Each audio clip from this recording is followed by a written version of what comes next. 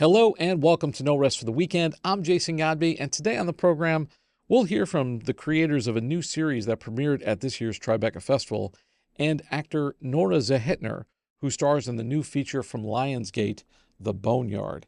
And later, we'll take you to downtown Manhattan for Ghostbusters Day to celebrate the 40th anniversary of the film Ghostbusters. But first, here's a quick word from our sponsor. Sponsored by Black Magic Design, the world's highest quality products for the feature film, post and broadcast industries. blackmagicdesign.com. This year's Tribeca Festival continued their Now program, which is dedicated to uncovering independent series projects. One pilot featured on the program was Yanqui, a dramedy about a failed New York City entrepreneur who travels to Argentina when he finds out his one-night stand has led to a pregnancy. We sat down with the creators of the show, Quinn and Kyle Hausmann-Stokes. This is based on my personal story of how I became a father down in Argentina. Kyle reached out to me during the pandemic. It was his idea to make a TV show with that premise. Sean and I have a lot of history. We go way back. We were friends in college. We actually met studying abroad in Madrid, in Spain. Came back, we were at USC together, and so, yeah, we've just been friends for a very long time, and I remember this time in college, everybody's donating sperm, trying to stay afloat, all the stuff, and the results for his was like, the swimmers, they're just not there, you know, try it again, it's just not gonna happen. So, you know, it's just like a thing that happens, and then everybody moved on, and yeah, I really distinctly remember years later him calling and saying that there's this young woman, you know, and she's saying that she's pregnant and it's mine, and that can't be. I mean, I think I was the one that's like, that can't be. You can't. You're sterile. Like, it's fine. But we just know that. And so it was this big mystery. I just kind of remember living vicariously as he's going down to the bottom of the earth to go and see if this is true or not. And he had his other reasons too, which we kind of melded into the story. But I just thought there was something there, you know, something, there's like a really interesting conceit. Very much like a knocked up, relatable rom-com, but then also some like deeper personal pathos-y stuff. And so we really just mined Sean's real life and the real story, but then also with the consent of the mother, was very involved as well. So it really worked out. I do believe that Yanqui is accessible because we enter Argentina through the point of someone that's never been there before, right? Josh, our protagonist, he's never traveled to Argentina. And so I think viewers will have fun being on that journey with him and running into this kind of awkward introduction to a language and a people he doesn't understand. The cast in the world of Yanqui, we've really drawn it out. Like Sean mentioned earlier, this was a COVID baby, like some of the best projects have been. And so aside from just kind of crafting a pilot, we thought about the entire season one and bigger than that. So we really see it as kind of like this two-hander where Josh and Sophia are very much co-leads in the series, but also this eclectic cast of characters, this ensemble of characters. Josh is coming from his basement apartment in Brooklyn, you know, so I think this part of this show will be a New York, Buenos Aires show too. So Argentines have watched it, you know, down there when we showed it, and they love it. They love seeing Argentina through the lens of Josh and through the lens of a North American who doesn't, you know, understand the culture. But we'll also have New York as a part of it, so Latin Americans can see that. No, I mean, I think a big thrust of the show is experiencing Argentina through Josh's eyes as a Yanqui, as a foreigner. It's a fish out of water story. And Sean and I, again, we've both lived in Argentina and lived with families there, so very, very easy to just remember what that felt like to experience everything for the first time. And I think for the Argentinian crowd, like, they're exposed to the U.S. nonstop. I mean, especially coming from New York, like, they know the city, they know all the stuff. There's this interesting love, I don't want to say love-hate, there's just an interesting relationship between Argentina, Buenos Aires, and the U.S. and New York. Sometimes we think there's like a secret love affair. I think what I'm most excited about, and something that we worked really hard at, is that I think Argentinians are really going to feel seen. There's not a lot of stuff out there about Argentina. Historically, since Evita, Argentina in 1985, recently for the Oscars, but there's just not a lot of White Lotus-y type stuff. Everybody knows Mexican content and Spanish content, but I think that's what's going to be really fresh and original about Yanqui is that, yeah, American viewers especially are going to get to travel to Argentina every episode. So filming in Argentina was, for the most part, a delight. The crew was so committed, especially because they knew the story and they felt really represented in the storytelling. So tons of passion, very welcoming. Like I live in Los Angeles and have filmed there all the time, where everything is a permit, everything's $1 million, all the unions, all the stuff. Argentina, not the case necessarily. They have a thriving industry. It was really, really great, and I think everybody's just very curious too, and maybe a little bit just careful too. Like, is the telling of our story in these Yanquis, because we are the Yanquis, is it going to hold up? And everybody in our crew, I think the answer is yes. Living down in Argentina and seeing that they have such a vibrant theater and film and television industry, and their television and film actors are regularly in theater productions, and so I think it was nice, like it was more accessible to reach them, and they also have an interest in being in a show for American audiences. So, that was some of how we found our actors, like going to plays and like seeing someone in, and that kind of accessibility and joy for the project made it possible for us to make this ourselves. Pilot has some of the biggest talent in Argentina in it. We're crazy fortunate. Like the lead is Delfina Chavez, very, very well known in Argentina. Her sister is one of the most famous models in Argentina. The taxi driver, that's a cameo from this guy named Sebastian Weinreich. He's like the Jerry Seinfeld of Argentina. He has a show called Almost Happy or Casi Feliz on Netflix, 2 seasons. Luis Zimbrowski, who plays the kind of eccentric father. We have some heavy hitters that were willing to come out for this. So yeah, we were just super fortunate in that way. We worked with a fantastic casting director based in LA, Jamie Castro, and we sent out the casting notice, and she brought all these amazing people to us. And I think it wasn't like the idea was never, at least for me, to try to find someone that was similar to me at all, right? And then there were actors that we almost went with that were a completely different take on the character. But I think Rowan,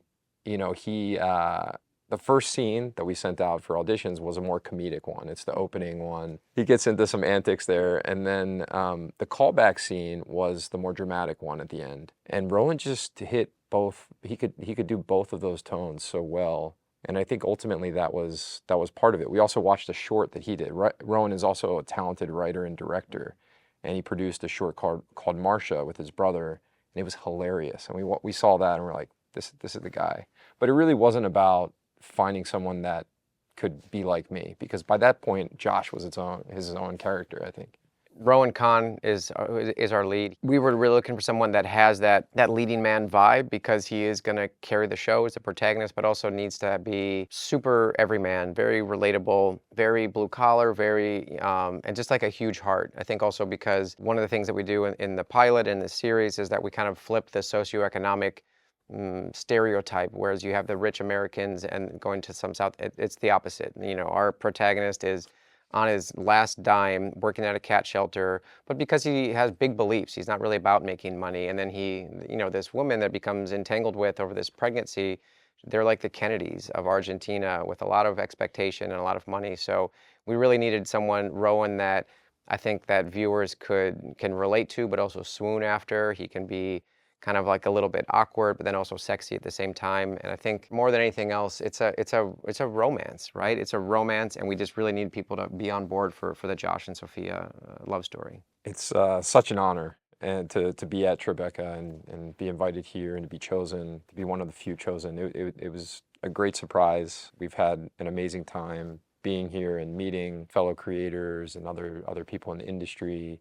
And it was awesome coming back to New York, because I left New York because of this story, right. And being able to come back to tell the story in a New York movie theater was awesome. Tribeca has always been one of my favorite film festivals. I think it is for a lot of people, specifically the fact that they have this indie episodic showcase now. Like we're a part of that now showcase, and it's just, I feel like it's where the industry is going or should be going. And so Tribeca has been so supportive, and so much like the wind in our sails, where we've had this creators market. We've been pitching the show to development companies, meeting other episodic creators, and it really was the perfect place for Yanqui to world premiere. We first met Nora Zehetner at the Tribeca Festival for the premiere of Blood for Dust. Here's what the actor had to say about the project. First of all, red carpet, Tribeca Film Festival. How does it feel? Great. I'm so excited to be here and to see the movie. I haven't seen the movie yet. So is there any anticipation, butterflies about that? Yeah, I hate watching myself. It's like my idea of I hate it. So I'm terrified to watch it in a 900-seat theater. Tell us about your character. I play Amy. She is married to Cliff, and I kind of feel like everything he does in the movie is, for her and their child, and she's strong and just having a hard time but doing her best to keep it together. What do you want people to take away from this movie? The inequality in America, how hard it is for people, how unfair it is and unjust. Maybe give people like a bit of a break sometimes you make a wrong decision for the right reasons. If you weren't a working actor, would you resort to a life of crime? Who says I don't already? It's hard out there. Got to buy pretty dresses and, I didn't buy this, but nonetheless. Is there any parting words that you want to leave audiences with that might want to see this picture? Go see the movie, please. Blood for Dust was released earlier this year and is currently available on VOD. For more on that film, check out episode 1506 of the podcast and our interview with director Rod Blackhurst. The Boneyard is a new crime thriller from Lionsgate, directed by Asif Akbar and co-starring Curtis 50 Cent Jackson and Mel Gibson. Here's a scene from the film and my interview with Nora Zehetner.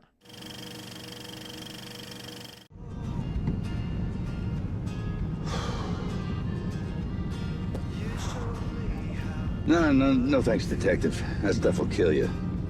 Insomnia, high blood pressure from the anxiety. So, you're one of those guys, huh? Health nut. Oh, hell no. I'm a swig of bourbon, toga weed in the morning type guy. That stuff will kill you too, but it's a lot more fun. Oh, I don't suppose either of you have a spliff or a stiff one on you, no? No, sir, we don't. Just tested. Good work, detective. Now listen, I didn't get any sleep on the plane. You mind if I close my eyes? Knock yourself out. Well, you scared of flying? No, I love it. These flight attendants on these private jobs, they play with enough booze to put your lights out, but there was no flight attendant. Well, we can take you by your hotel, give you a chance to get some rest, and maybe... Oh, no. I want to go straight to HQ. I want to be on a plane and out of here by the end of the week,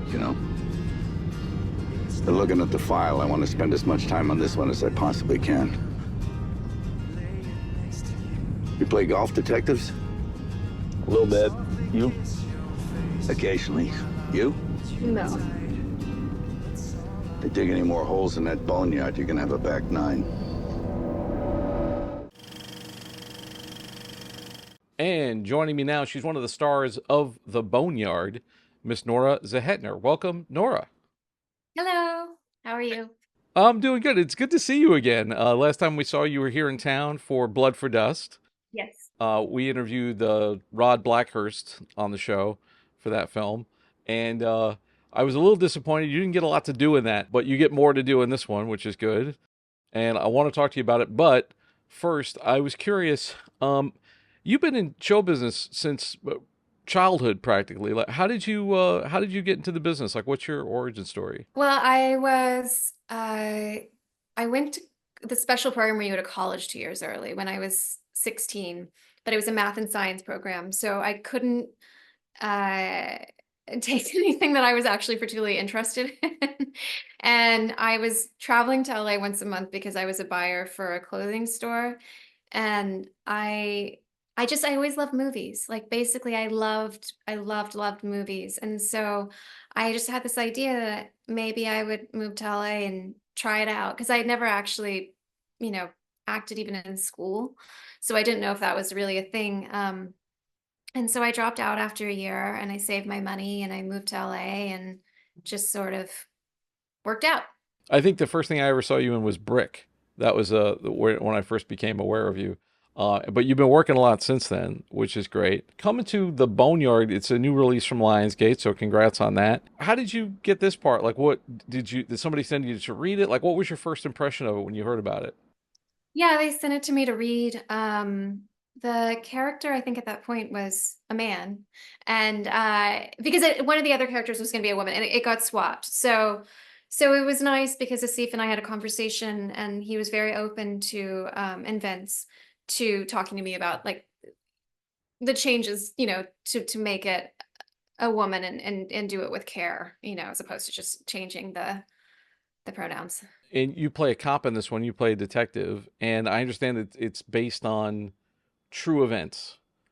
So like, what did you do any prep for that? Did you have to like research? Did you do like ride-alongs and stuff like that? I did have the opportunity to speak to somebody who had been a female detective, about what her experience was like. And I got as much information as I could from that and applied it to my character. Did she actually work on the murders that had happened, or? No, unfortunately, no, it's totally separate. But I just kind of wanted to know what that experience was like and what her day-to-day life was like, and how it was, to relate to the other detectives and to work on cases and that sort of thing. There's a couple of things in this where I think well, I don't want to give too much away, but I think you kind of feel like your partner has slighted you a little bit, or he's keeping you in the dark. And do you think that that's something that real detectives would experience, like if they're women sort of in a man's world kind of thing? Yeah, absolutely. And she definitely, said that it was very hard to be a woman, in that environment. And so that was definitely something that I carried with me when I, approached the role. You got some heavy hitters in this film. You work you have a couple of scenes with Mel Gibson, and I'm sure people are kind of curious what he's like. Was that intimidating at all, or like how did you feel about working with him? I mean, I think it's always a little intimidating when you are suddenly sitting across and, doing a scene with somebody that you grew up watching, in many, many movies. But yeah, it was very low key, and it was interesting to get to watch his process in person. Was it like a real ensemble type environment where I don't know if you guys were rehearsing or anything like that, but it felt like a very like on location type of movie. You guys are in the desert. Yeah, we were in the desert. You know, Brian and I spent a lot of time together because we played partners, and it seemed very important to like build that relationship, and also he's just like awesome. So we had a lot of fun together, but it was great when we got to work with everybody as well. The two of you together seem very natural. Oh, good. Yeah, I thought it was very like natural. I know from last year you don't like to watch yourself, Yeah. so I assume that you haven't seen this movie yet. Yeah, I know. It's terrible. I will at some point. It's really weird. I can watch it after a certain period of time, and then I can kind of, because it is good to see and learn, like things like, oh, but the problem is all I see when I watch myself is like everything I could have done better. So that's just me. I mean, I think that happens to filmmakers too. You're always looking at, oh, I should have done this, I should have done that. If you're a chef, you got to taste the food at some point, to Right, but but that's the difference though. Like if you're the editor, if you're the director, you get to sit there and watch it over and over and actually like make little tweaks. Like I don't get to do anything once I'm there on set, and then it's out of my hands, and that drives me crazy. So I want to direct. The plight of the actor is that, so you work for however many weeks, and it's always like Stanley Kubrick said, you spend all his time prepping, you spend all his time writing, and the thing that they spend the least amount of time on is the most important part, which is actually capturing it on film. But he's Stanley Kubrick, and he could, if it was supposed to be 6 weeks, he could shoot for 6 months. But we can't all do that. And then once the actor's performance is captured, it's like, then you're in their hands kind of thing. What do you feel like if you were to direct, would you, what kind of project would you kind of center on? Would you star in it as well? No, I actually just wrote something, and there were 2 female characters, and one was a smaller supporting character that I kind of wrote for myself. And I even decided that if I do get it made, then I'm not going to play either, because I'd rather just be behind the camera the entire time and actually, and I wrote it to be like really small because I want control. I think that's the thing that I always tell every like young filmmaker is to write something you can make as cheaply as possible because it's so much easier to get the money. Everybody writes like a $3 million movie. Sorry, this is a subject I feel very passionately about. Everybody writes a $3 million movie that they think there's going to get made, and it's just like it's so hard to get those movies made, and then it's so hard to be profitable on those movies. So then you might not get to make another movie. So yeah. I love indies. Yeah, I know you work quite a bit in the indie film world, and but you worked a lot on television, which I'm sure like a really different environment too. Yeah. What was kind of the biggest difference between doing like a series project and doing something like this? Well, the nice thing I think about a film is the beginning, the middle, and the end. So you get to like create like the character arc beforehand and then like really get in and explore it. Whereas with TV, it's constantly fluctuating and you don't actually know what's to come, a lot of the time. Which is exciting too, because you're like, wait, my character is doing that? Oh, okay, They don't give you like an outline for the character or anything beforehand. They don't say, okay, but sorry, you're going to die in 6 episodes, or they just you're just going week to week. Yeah, a lot of time, yeah. Well, sometimes, sometimes they're like, okay, you're going to be done at this time, and you don't, yeah. But sometimes you don't know what's going to happen. Doing films like this, what's kind of the biggest takeaway? Like, what does it do for you artistically? Well, it's always interesting to explore a new character and a new world, and in this case, I think that it is really nice to be able to bring a story like this to a larger audience. Do you know much about the backstory, like the true events that this was inspired by? Yeah, a bit. Yeah, it was loosely inspired by the West Mesa murders, which continue to be unsolved to this day. And it was 12 women they found the remains of that were mostly all sex workers. And so because of that, there weren't, and a lot of them were estranged from their families. Some of them were like teenage runaways. And because of that, there wasn't like a huge appetite to solve the murders. There were definitely some officers who worked very, very hard to try and make that happen, but they didn't necessarily have the support of like the broader community. There weren't people, beating down the doors to make sure that this killer was caught and these women's, Is that why you think the director, is that why he created this project? Well, the writer actually, he knew some of the women, like he was involved. So it was a very personal story for him. And I know he spent a long time actually working to write the script and tell the story in a meaningful way. I would imagine that would give you a kind of a greater sense of importance. Just to be clear, you're not doing the true story of this. It's inspired by. Inspired by, yes. It's still, I think, you kind of want to get the message across, and it does feel like it's maybe more important than if you were doing something that didn't have that kind of truth behind it. Yeah, definitely. I wanted to ask you, I know you always got a lot going on. What can we look for you coming up in next? I have a project called Monster Summer that is going to be out in October with Mason Thames and a bunch of great kids. Yeah, it's a really fun kind of Goonies-esque movie. All right, very cool. We'll look for that. And Nora, thank you so much. Thank you. So nice chatting with you and seeing you again. The Boneyard was released in theaters in July and is now available on VOD. The original film Ghostbusters was released on June 8th, 1984. So to celebrate the 40th anniversary, we'll take you to 8 Hook and Ladder, the still working firehouse that played the role of Ghostbusters HQ. Each year, hundreds of fans gather at the firehouse to celebrate the iconic franchise, including 2 Ghostbusters, Randy Unger and Jennette Richie. Ghostbusters Day, an annual tradition, an annual holiday for many people. This is a day in which ghost heads from all corners of the globe converge at Tribeca's Hook and Ladder 8, a still working firehouse, where it is obviously the headquarters for the famed Ghostbusters.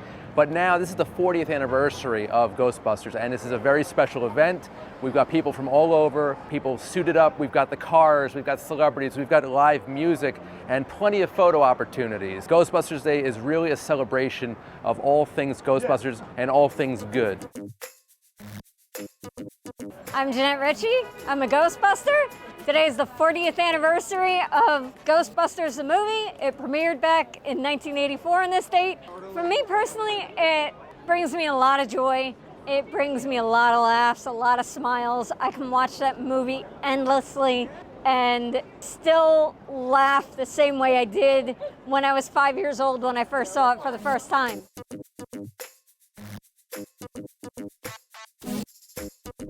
So for me, Ghostbusters is ingrained in my DNA. Ever since I'm 4 years old, I've been a ghost head. So to have an actual day dedicated to this beautiful franchise and all the wonderful people that are involved, it really is magical.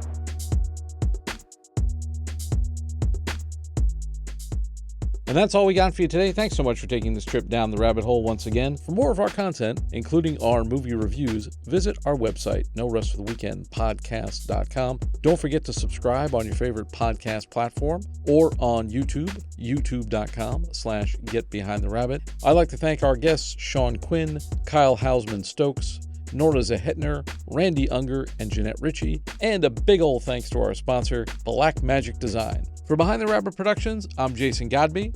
Thanks for joining us. We'll see you next time. This is the BTRP Media Network.